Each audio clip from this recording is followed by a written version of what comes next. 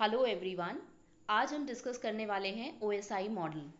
OSI model एक ऐसा model है जो हमें डिस्क्राइब करता है कि एक कंप्यूटर से डेटा ट्रेवल करता हुआ दूसरे कंप्यूटर तक कैसे पहुंचेगा, कैसे एक कंप्यूटर में जो आर्किटेक्चर है, जो ऑपरेटिंग सिस्टम है और वहां से जो डेटा ट्रांसमिशन हो रहा है वो दूसरे कंप्यूटर जिस पे कोई दूसरा ऑपरेटिंग सिस्टम है, कोई दूसरा आर्किटेक्चर है, वहां तक कैसे रिसीव होता है और उसको कैसे हम रीड करते हैं, कैसे उस डेटा को एक्सेस करते हैं। ये सारा कुछ डिस्क्राइब करता है ओएसआई मॉडल। ओएसआई का फुल फॉर्म होता है ओपन सिस्टम इंटरकनेक्शन। ये एक ऐसा मॉडल है जो 7 लेयर्स पे वर्क करता है, या फिर आप कह सकते हैं 7 लेयर्स मिलकर ओएसआई मॉडल बनाती हैं। तो इन 7 लेयर्स का कनेक्शन ही ओएसआई मॉडल कहलाता है। ये 7 लेयर्स हैं: application, presentation, session, transport, network, data link and physical layer. ये 7 लेयर्स हैं जो कि अगर हम बात करें सेंडर साइड के कंप्यूटर की तो वहां पर ये 7 लेयर्स वर्क करेंगी, और इसी तरह से जो रिसीवर साइड का कंप्यूटर होगा वहां पर भी ये 7 लेयर्स वर्क करेंगी। लेकिन इन दोनों के वर्क में थोड़ा सा डिफरेंस होगा। क्यों? क्योंकि एक कंप्यूटर सेंडर की तरह काम करेगा और दूसरा कंप्यूटर रिसीवर की तरह। आज जो हम डिस्कशन करने जा रहे हैं इसको मैं आपको एक स्टोरी के फॉर्म में समझाऊंगी। आज हम बिल्कुल भी टेक्निकल वर्ड्स की बात नहीं करेंगे, यहाँ पर हम एक स्टोरी को समझेंगे और उस स्टोरी को समझने के बाद हम ओएसआई मॉडल को बहुत अच्छे से कोरिलेट कर पाएंगे टेक्निकल टर्म्स से। तो स्टार्ट करते हैं स्टोरी। यहाँ पर जो आप लेयर्स देख रहे हो, 7 लेयर्स हैं। यहाँ पर एक हमने सेंडर मशीन ली है जहाँ पर डेटा ट्रांसमिशन हो रहा है, और दूसरी मशीन ली है रिसीवर मशीन जहाँ पे डेटा रिसीव होगा। तो अगर हम बात करते हैं सेंडर मशीन की, तो सेंडर मशीन पे यहाँ पे आप समझ सकते हैं जो बॉस है वो डिसीजन लेता है एट एप्लीकेशन लेयर।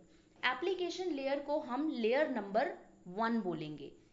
इसके बाद आप जो नेक्स्ट है उसको 2 बोल सकते हैं। Then session layer 3rd, transport layer 4th, network 5th, data link layer 6th and physical 7th। अब हम यहाँ पर देखते हैं कि जो फर्स्ट लेयर है उसको हम एज अ डिपार्टमेंट लेते हैं। आप ऐसे समझिएगा कि यहाँ पर जो सेंडर मशीन है, it is a kind of organisation. इस ऑर्गेनाइजेशन को हम नेम दे देते हैं ए, और यहाँ पर जो रिसीवर मशीन है इसको ऑर्गेनाइजेशन बी का नाम दे देते हैं। जो ऑर्गेनाइजेशन ए है वहाँ पर जो हेड है इस कंपनी का, इस ऑर्गेनाइजेशन का, उसको कुछ डेटा ट्रांसमिट करना है। डेटा आप कह लीजिए कुछ डॉक्यूमेंट ट्रांसमिट करना है और कुछ मनी ट्रांसफ़र करना है, क्योंकि ये दोनों ऑर्गेनाइजेशन बिजनेस करते हैं आपस में। तो जो ऑर्गेनाइजेशन ए है उसको डॉक्यूमेंट्स और पैसा भिजवाना है ऑर्गेनाइजेशन बी तक। तो डिसीजन कहाँ पे लिया गया? एप्लीकेशन पे। यहाँ पर डिसीजन लेने के बाद नंबर ऑफ डिपार्टमेंट्स हैं। ये जो नंबर्स लिखे हुए हैं इनको आप डिपार्टमेंट समझ लीजिएगा। तो पहला डिपार्टमेंट जिसने डिसीजन लिया कि ये डॉक्यूमेंट्स और पैसे जाने हैं। मान लेते हैं हमें 10 लाख रुपए भेजने हैं रिसीवर को या फिर ऑर्गेनाइजेशन बी को। अब डिसीजन तो ले लिया गया, फर्स्ट डिपार्टमेंट ने लिया है डिसीजन। अब हम दूसरे डिपार्टमेंट की बात करेंगे। दूसरे डिपार्टमेंट का क्या काम है? जो डॉक्यूमेंट्स जा रहे हैं उनको चेंज कर देना, डॉक्यूमेंट्स पे जो लिखा हुआ है उनमें कुछ कोड कर देना, उनको अलग तरह से रिप्रेजेंट कर देना, और वो कोड रिसीवर मशीन को या फिर जो ऑर्गेनाइजेशन बी है उसको पता होगा। ठीक है? तो यहाँ पर जब कोडिंग कर दी जाएगी तो कोई भी उसको बीच में समझ नहीं पाएगा, क्योंकि वो डॉक्यूमेंट बहुत ज़्यादा कॉन्फिडेंशियल है, तो उनको इस तरह से रिप्रेजेंट करना बहुत ज़रूरी है। ठीक है? तो यहाँ पे कोडिंग हो गई। थर्ड डिपार्टमेंट पे जब ये मनी और डॉक्यूमेंट्स आते हैं तो थर्ड डिपार्टमेंट का क्या काम होता है? जो सेशन डिपार्टमेंट है, ये सेशन डिपार्टमेंट कनेक्शन इस्टेब्लिश करता है। इसने ऑर्गेनाइजेशन बी के 3rd number department, same department से बात की और कहा कि हमारे ऑर्गेनाइजेशन से आपको कुछ डॉक्यूमेंट्स मिलेंगे और कुछ पैसा दिया जाएगा। जब आपको ये डॉक्यूमेंट्स और पैसा रिसीव हो जाए तो हमें वापस से इन्फॉर्म कीजिएगा। एक तरह से एक्नॉलेजमेंट का काम यहाँ पे हो रहा है। ठीक, अब बात आती है फोर्थ डिपार्टमेंट की। फोर्थ डिपार्टमेंट क्या करता है, अगर हम 10 लाख रुपए भेज रहे हैं तो फोर्थ डिपार्टमेंट उसको ब्रेक कर देता है, डिवाइड कर देता है। उसको लगता है कि भाई इतना पैसा एक साथ ले जाना सही नहीं है, तो इसको अलग अलग बंडल में कर देते हैं। तो वो 2-2 लाख के बंडल्स बना देता है, और जो डॉक्यूमेंट है वो 5 पन्नों का था, उस डॉक्यूमेंट के एक एक पन्ने को अलग अलग कर देता है, और उन पन्नों को उस 2-2 लाख के जो बंडल बनाए हैं उसमें अटैच कर देता है। ठीक है, तो अब आप समझ सकते हैं कि जो ट्रांसपोर्ट में काम हुआ, यहाँ पर बंडलिंग का काम हुआ। ठीक है, और कितने बंडल बन गए, टोटल 5 बंडल्स बन गए 2-2 लाख रुपए के, और डॉक्यूमेंट्स एक एक पन्ने का डॉक्यूमेंट उसमें रखा हुआ है, ताकि अगर उसको कोई एक्सेस करता है तो पूरा का पूरा डॉक्यूमेंट किसी के हाथ ना लगे और कोई उस चीज़ को समझ ना पाए, जो डील उसके अंदर है या जो भी कॉन्फिडेंशियल डेटा उसके अंदर है वो कोई एक्सेस ना कर पाए। इसी तरह से मनी भी कोई ले ना पाए। अब बात आती है डिपार्टमेंट नंबर 5 की। फिफ्थ डिपार्टमेंट क्या करता है, जो लोग उस पैसे को लेकर जा रहे हैं और वो डॉक्यूमेंट जो जा रहा है उसको चेक करता है। फिफ्थ डिपार्टमेंट उस डॉक्यूमेंट को देखता है कि ठीक है भाई, बंडलिंग तो ठीक की गई है, लेकिन इसमें कोई एड्रेस क्यों नहीं मेंशन है। तो जो फिफ्थ डिपार्टमेंट है उसमें ऑर्गेनाइजेशन ए के द्वारा ये सेंड किया जा रहा है, और रिसीवर कौन है, ऑर्गेनाइजेशन बी। जैसे हम लेटर सेंड करते हैं उसमें टू और फ्रॉम लिखते हैं, वैसे ही इन बंडल्स में ऑर्गेनाइजेशन का जो डिपार्टमेंट 5 है उसने एड्रेस मेंशन कर दिया। और जो लोग ये सामान लेकर जा रहे हैं उनको ये भी बताया कि आप कौन से रास्ते से जाइएगा, आप ट्रेन से जाएं या बस से जाएं, कैसे आपको जाना है। ठीक है, तो जो फिफ्थ डिपार्टमेंट है उसने उनको रास्ता बताया और एड्रेस मेंशन कर दिया। इसके बाद बात आती है डिपार्टमेंट नंबर 6 की। 6 डिपार्टमेंट ने क्या किया, जो बंदे जा रहे थे और जो डेटा और जो बंडल्स जा रहे थे, बंडल्स को देखा कि भाई ठीक है, ये 5 बंडल्स हैं, इसमें एड्रेस मेंशन्ड है, सब कुछ ठीक है, लेकिन ये बंडल ओपन क्यों है, इसमें कोई सिग्नेचर क्यों नहीं है, इसमें कोई सील क्यों नहीं लगाई, इसको पेस्ट क्यों नहीं किया। तो ये ओपन बंडल जा रहे हैं, भाई हो सकता है हमारा ही कोई जो काम करने वाला है, जो वर्कर है, जो ये बंडल ले जा रहा है, अगर उसने ही ये डॉक्यूमेंट रीड कर लिया, या वो किसी से मिला हो सकता है, उसने ही कोई गड़बड़ी कर दी या फिर पैसा इधर उधर कर दिया, तो फिर प्रॉब्लम हो जाएगी, कोई डैमेज हो जाएगा हमारा जो डेटा है। तो उसको मेंटेन करने के लिए ये क्या करता है, ताकि कोई एरर ना आए, उसको उसकी कंट्रोलिंग होती है उसके पास, तो उसको कंट्रोल करने के लिए क्या करता है, एक सील लगा देता है और उसमें अपना साइन कर देता है। जो 5 बंडल थे उसमें सील लगा के साइन कर दिए। अब अगर वो कोई सील हटाता है तो वहां पे सिग्नेचर डैमेज हो जाएगा, उससे समझ में आ जाएगा कि हाँ भाई ये बंडल ओपन है, यहाँ पर कुछ ना कुछ लॉस हुआ है, कुछ डैमेज हुआ है। तो ये काम 6th डिपार्टमेंट कर देता है। अब हम 7th डिपार्टमेंट की बात करते हैं। 7th डिपार्टमेंट का काम है, जो भी ये तैयारी की गई है डिपार्टमेंट नंबर 1, 2, 3, 4, 5, 6 ने जो जो इन्फॉर्मेशन दी है, जो जो उसमें टेक्निक्स अप्लाई की हैं, सिक्योरिटी मेंटेन करी है, उन सारी सिक्योरिटीज़ के साथ जो 7th डिपार्टमेंट है लोगों को बंडल के साथ एक तरह से भेज देता है। अब यहाँ पर फाइनली जो लोग हैं, जो पार्सल जाना है, पैकेट्स जाने हैं, वो पैकेट्स जाना शुरू हो जाते हैं। भाई उन्होंने अपनी गाड़ी निकाली और ये तय हुआ था कि ट्रेन और बस से नहीं जाना है, आप अपनी गाड़ी से जाइएगा। तो उन्होंने अपनी गाड़ी निकाली और उससे शुरू हो गया उनका रास्ता, उनका सफ़र। अब उनका सफ़र तय हुआ और वो दूसरे ऑर्गेनाइजेशन में पहुंच गए, और दूसरे ऑर्गेनाइजेशन में भी आप कह सकते हैं ये 7th नंबर का ऑर्गेनाइजेशन है, और इसी तरह से ये 6th है, ये 5th है, और ये 4th है, ये 3rd है, ये 2nd, and this one is 1st।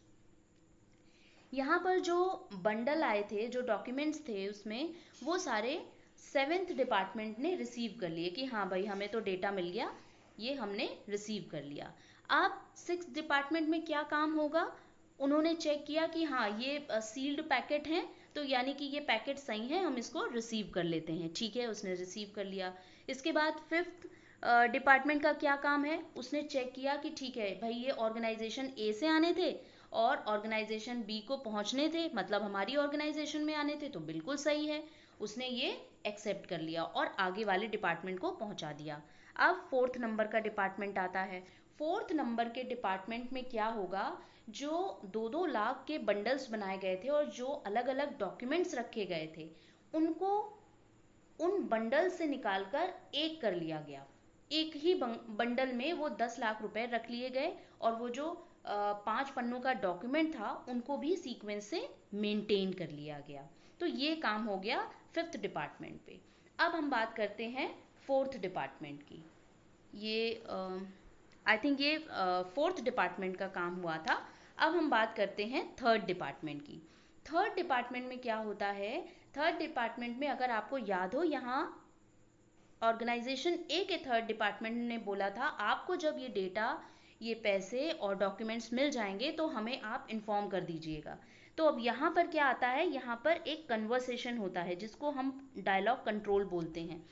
तो थर्ड डिपार्टमेंट ने उनको बताया कॉल करके या जैसे भी इन्फॉर्म किया कि भाई आपने जो डेटा हमारी तरफ भेजा था वो डेटा हमें पूरी तरह से मिल गया है। तो ये थर्ड डिपार्टमेंट का काम था। अब हम दूसरे डिपार्टमेंट की बात कर रहे हैं। तो दूसरे डिपार्टमेंट का काम क्या है, जो ऑर्गेनाइजेशन ए के डिपार्टमेंट नंबर 2 ने कोडिंग करी थी उसको डिकोड करने का काम ऑर्गेनाइजेशन बी के सेकेंड डिपार्टमेंट का है।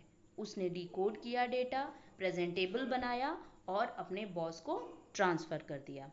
ठीक है, अब यहाँ पर नंबर आता है डिपार्टमेंट नंबर 1। डिपार्टमेंट नंबर 1 ही वो प्लेस है, वो डिवाइस है जहाँ तक डेटा पहुँचना था या जिसको हमें वो डॉक्यूमेंट और पैसे भेजने थे।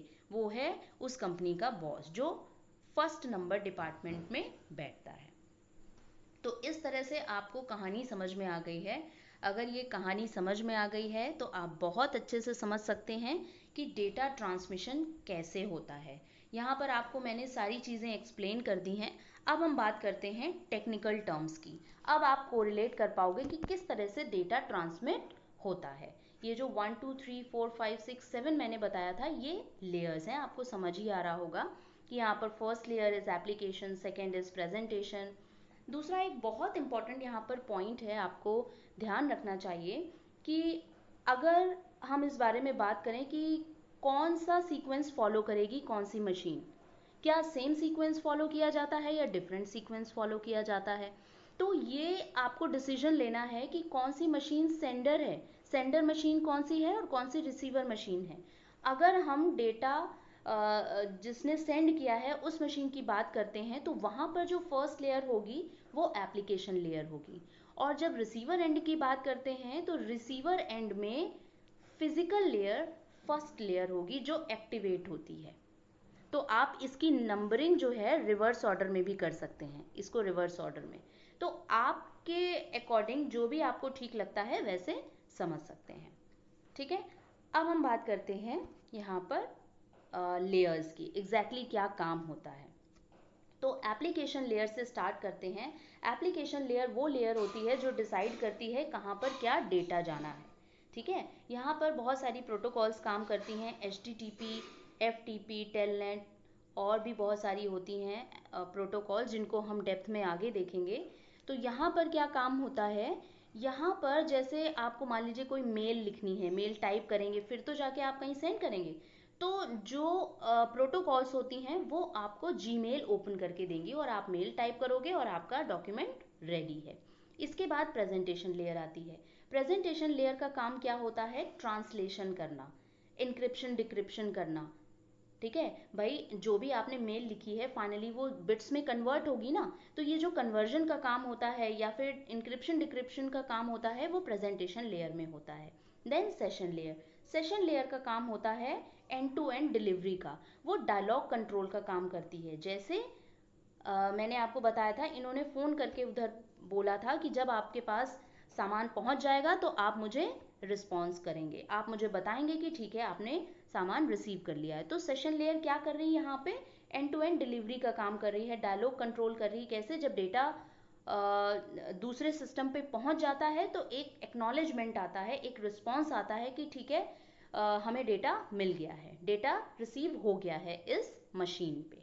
तो ये सेशन लेयर का काम होता है। इसके बाद आती है ट्रांसपोर्ट लेयर।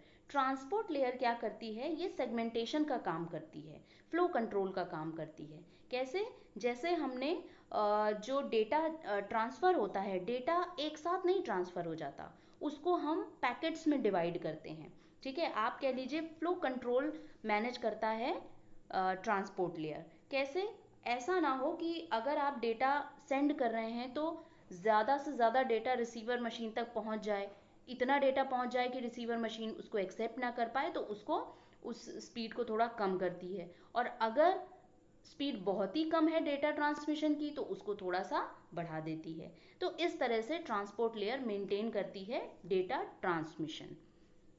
नेटवर्क लेयर की अगर हम बात करें तो ये दो इसके मेन टास्क होते हैं। एक, ये रूट डिसाइड करती है, आप कह दीजिए राउटर डिसाइड करती है कि कौन सा रूट होगा जिससे डेटा ट्रांसमिट होगा।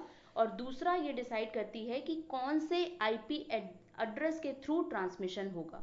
आईपी एड्रेस इंक्लूड करती है जो सेंडर मशीन का है, और आईपी एड्रेस इंक्लूड करती है जहां पर डेटा जाना है, रिसीवर मशीन का। इसके बाद हम बात करते हैं डेटा लिंक लेयर की। डेटा लिंक लेयर का काम है एरर डिटेक्शन एंड कंट्रोल का, ताकि हमारे डेटा को कोई हार्म ना कर पाए, हमारे डेटा को कोई डैमेज ना कर पाए। तो यहाँ पर एरर डिटेक्शन एंड कंट्रोल का काम होता है, फ्लो कंट्रोल भी ये मेंटेन करती है। इसके बाद आती है फिजिकल लेयर। फिजिकल लेयर का काम होता है एग्जैक्टली बिट्स को ट्रांसमिट करना। जो भी मोड हम यूज़ कर रहे हैं, चाहे वायरलेस मोड हो या वायर्ड मोड हो, यहाँ पर डेटा ट्रैवल करता है, ट्रांसमिशन होता है डेटा का।